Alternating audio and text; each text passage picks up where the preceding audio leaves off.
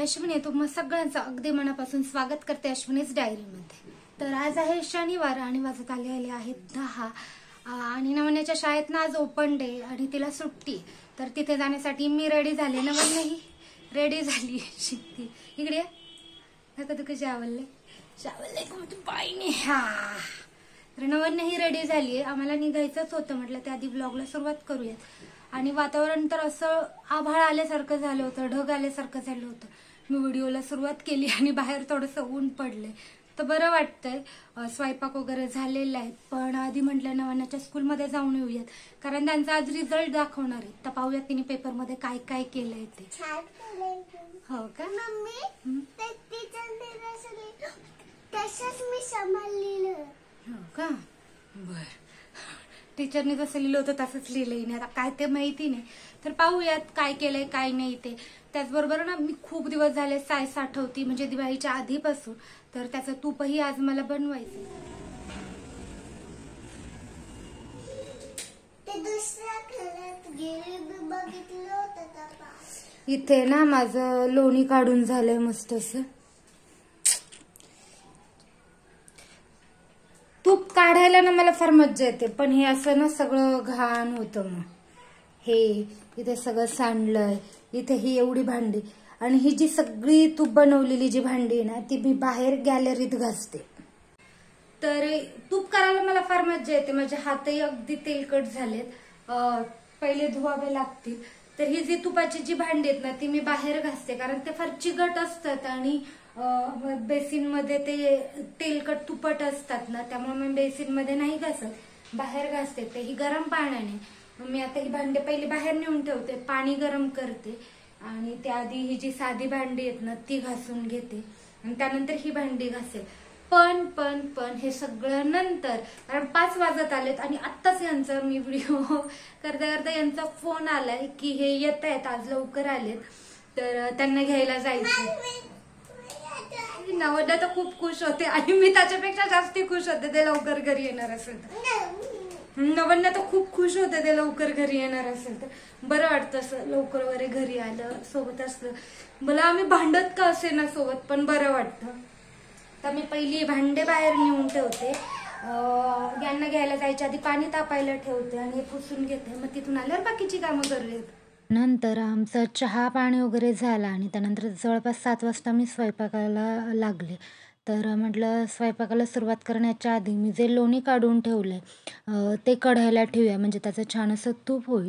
तर हे लोणी किती छान मोठा असा लोण्याचा गोळा दिसतो, हे खूप भारी वाटतं बघताना आणि मला तर खूप मजा येते। तर म्हटलं हे कढायला ठेवूयात म्हणजे याचं तूप होत राहील, कारण हे बारीक गॅसवर याचं छान असं तूप निघतं, कारण फुल गॅस केला तर ते जळण्याची शक्यता असते। त्यामुळे मी समोरच उभी राहून हे बारीक गॅसवर छान असं याचं तूप करून घेणार आहे, हे कढायला ठेवणार आहे। आणि हे कढायला एक साईडला ठेवलं आणि एक साईडला मी बनवणार होते ती म्हणजे आमसूलची कढी। हो, मी आज जेवणात आमसूलची कढी बनवणार होते, जी की मला तर प्रचंड आवडते आणि अगदी आपण जशी ताकाची किंवा दह्याची कढी करतो ना अगदी तशीच याची टेस्ट येते। आणि ज्यांना पित्ताचा वगैरे त्रास आहे त्यांच्यासाठी तर अतिशय उत्तम अशी असते ही जी आपली आमसूल असते ना त्याची कढी, किंवा तुम्ही आमसूलचा सार देखील पिऊ शकता ज्यांना कोणाला पित्ताचा त्रास असेल त्यांना।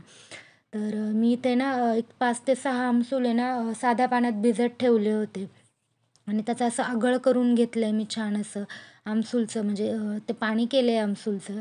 आणि जे आमसूल भिजल्यानंतर त्यातनं ते बाकीचे आमसूल आहेत ते पिळून काढून बाजूला टाकले आणि जे आमसूलचं मी आगळ बनवलं आहे ना त्यात 1 ते 2 चमचे मी बेसन पीठ टाकणार आहे।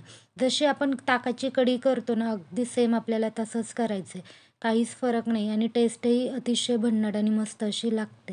हे जोपर्यंत ना मी मिक्स करत होते तोपर्यंत म्हटलं की तेलात आहे ना मोहरी देखील टाकून घेऊयात। जोपर्यंत मोहरी तडतडेल छान अशी तोपर्यंत याच्यात छान असं बेसन पीठ मिक्स करून घेऊयात। याच्यात ना गाठी राहता कामा नये, नाहीतर आपली कढी ना छान अशी एकसारखी नाही होणार, थोड्याशा गाठी दिसतील आणि टेस्टही मग तेवढी बरोबर लागत नाही। त्यामुळे याच्यात गाठी शिल्लक ठेवायच्या नाही आहेत। तर मग मी फोडणी देता देता हे देखील करतच होते। मोहरीला छान अशी फोडणी बसल्यानंतर त्यात मी जिरे टाकले, जिऱ्याला लगेच फोडणी बसते, त्याला वेळ लागत नाही। जिऱ्याची फोडणी झाल्यानंतर मी जे लसूण मिरची बारीक केलं होतं म्हटलं तेही टाकावं। तर सगळ्यात आधी मी कढीपत्ता टाकला, त्याच्यानंतर लसूण मी छान असा बारीक चिरून घेतला होता आणि मिरच्या थोड्या मोठ्या चिरल्या होत्या म्हणजे नवन्याला देताना ते व्यवस्थित निवडता येतात बाजूला, यासाठी मी छान असं परतवलं. याचा एक छान असा मस्त ना वास येत होता फोडणीचा. तो येईपर्यंत आपल्याला याला छान असं परतवून घ्यायचं आहे. आणि हे परतल्यानंतर आपण हे जे मिक्स केलं आहे बेसन पीठ आणि कोकमचं आगळ ते मी यात घालून घेते कढईत. आणि त्यानंतर याच्यात मी पाणी मिक्स केलं. मला ज्या पद्धतीने कढी घट्ट वगैरे हवी आहे त्या पद्धतीने मी याच्यात पाणी टाकून घेतलं. आणि त्याच्यात ना मी हे टाकायचं विसरले होते, हळद. तर मग मी इथून वरतून हळद टाकली नाही, तर जेव्हा आपण बेसन पीठ मिक्स करतो ना तेव्हाच हळद टाकली तरी देखील चालतं. हळद वगैरे मिक्स केल्यानंतर चवीनुसार मीठ टाकून घेतलं. आणि थोडासा ना आपला जो गुळाचा खडा ना तो टाकला.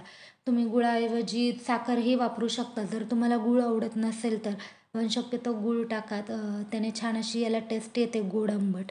तर ते असं टाकल्यानंतर मी याची टेस्ट घेऊन पाहिली व्यवस्थित झालं आहे की नाही. तर अगदी व्यवस्थित झालं होतं, नाहीतर मीठ वगैरे टाकायला. आणि याला छान अशी उकळी येऊन द्यायची. आणि उकळी आल्यानंतर छान बारीक चिरलेली कोथिंबीर यात वरतून टाकायची. त्याने देखील मस्त अशी टेस्टी येते. तर इथे आपली जी कढी आहे ती खाण्यासाठी मस्त अशी रेडी झाली आहे. तुम्हाला चपातीसोबत आवडत असेल चपातीसोबत खाऊ शकता किंवा भातासोबत. मला तर भातासोबतच आवडते. तर असा होता आजचा हा छोटासा व्लॉग. आजचा हा जो व्लॉग आहे तो मी इथेच थांबवते. आपण भेटूयात अशाच एका नवीन व्हिडिओसोबत. तोपर्यंत आनंदी राहत, खुश राहत आणि स्वतःची खूप सारी काळजी घ्यात.